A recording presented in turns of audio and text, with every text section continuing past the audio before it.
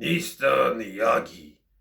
I go to Boston to attend the military union because Miyagi older and there I visit Louisa, little son of Canada, Miyagi and Ani, and I meet granddaughter Julie. She's a treat. Julie's parents were recently killed in car accidents. Incidents like car accidents create grief, and grief creates sorrow, and sorrow creates deep hatred inside oneself.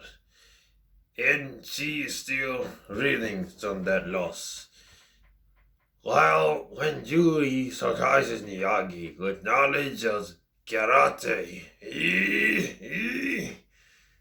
I take Judy under wing to do this monastery with little monks. And I train and help her to come to terms with angst and anger and hatred and angst in her many other personal dramas at school. Welcome back to the Standing on Sinemas dojo, where we talk about all things movies and kung fu and karate. If you are a fellow tutor, welcome back. Welcome back. And if you are new, don't forget to subscribe, follow, and like, and share, and leave a comment on the section below. And most importantly, watch with own eye. And whether it good or bad, it is okay. Judgment-free zone. You'll get used to it.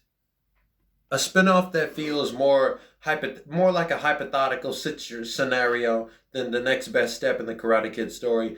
The next Karate Kid was an experiment.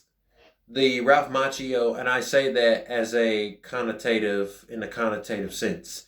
It wasn't an experiment to see if a girl can survive the kung fu training from the same master he taught Daniel LaRusso, but it's almost like a what if the protege was a girl? Like, how would he be able to handle that? Now, the Ralph Macchio movies were good, and this one was much better. But the spine that kept this series upright, and my favorite part of this trilogy was Mr. Miyagi. He's cool, he's hilarious, and he's wise. He is the best representation of what an Asian kung fu master should be in every film. He's like the foundation. I think he's the foundation. There may have been some before him, but at least in American film entertainment, he is the foundation of what a very well-rounded or the perfect Asian martial arts master would be. These movies might center on the protege. However, Miyagi is the glue that pieces these films together.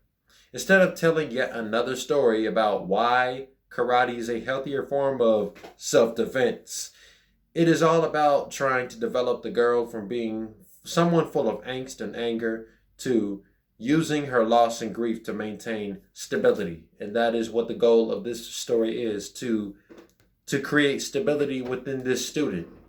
It is refreshing to see that this time around, it is more than just trying to combat some bullies in your school. And it also benefits self-improvement and self-control. For Hilary Swank's, I was about to say that wrong. For Hilary Swank's Julie, little did she know that getting to know Mr. Miyagi would add a lot of light into her undisciplined and impatient character. The journey that they share takes a while to pick up before she eventually comes to terms with his methodical teachings and what it gains her. What she gains from it.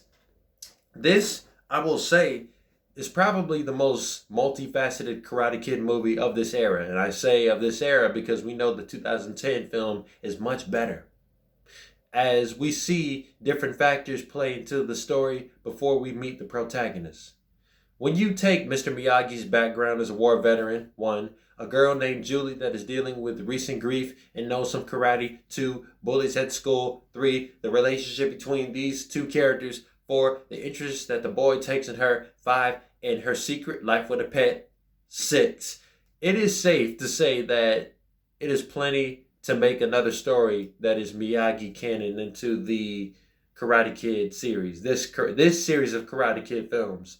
Now, although her return to Cobra Kai, this character's return to Cobra Kai is kind of unseen, but it is very possible. I mean, look what happened to Terry Silver, right? He just came back for season 4. Rotten Tomatoes gives the next Karate Kid a 7% score. We could have never guessed that the Karate Kid was the movie that was needed, even when it feels hypothetical due to a multi-dimensional female protagonist and protege and protagonist and her character arc from harsh to happy.